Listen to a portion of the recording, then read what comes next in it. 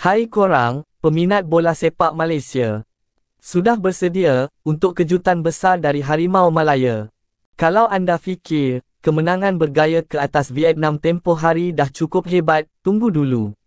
Apa yang bakal berlaku pada bulan September ini, mungkin akan buat ramai peminat tak senang duduk. Satu perancangan luar biasa, sedang disusun rapi oleh skuad kebangsaan, dan menurut jurulatih Peter Klamovski, ia bukan sekadar perlawanan biasa. Ada sesuatu yang lebih besar, sedang menanti Harimau Malaya. Nak tahu apa yang bakal berlaku? Jom kita bongkarkan.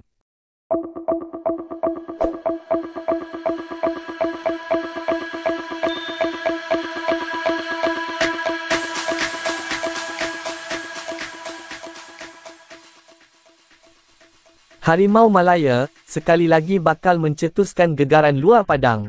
Baru sahaja selesai membelasah Vietnam 4-0 di Bukit Jalil dalam aksi kelayakan Piala Asia, kini, skuad kendalian Peter Klamovski sedang rancang sesuatu yang bakal buat penyokong tak senang duduk menjelang September 2025 nanti.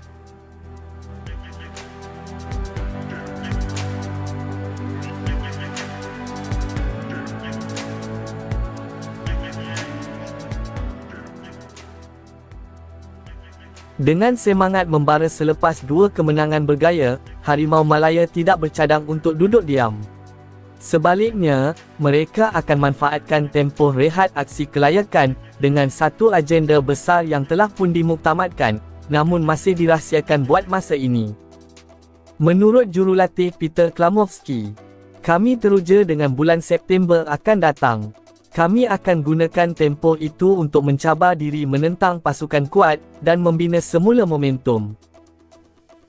Apa perlawanan itu? Siapa lawannya? Di mana venue? Setakat ini, semuanya masih dalam simpanan pihak pengurusan, tetapi satu yang pasti, ia bukan perlawanan biasa. Jurulatih Australia itu beri bayangan, lawan yang dipilih adalah pasukan kuat yang bakal uji kekuatan sebenar Harimau Malaya. Tambah Klamovski lagi, semua orang akan rasa teruja, ini akan jadi cabaran sukar, yang akan uji kami sekali lagi. Kami mahu terus tingkatkan tahap. Dan ini semua hanyalah pemanas badan, sebelum aksi bertemu Laos 2 kali pada Oktober, perlawanan penting dalam misi melayakkan diri ke Piala Asia 2027.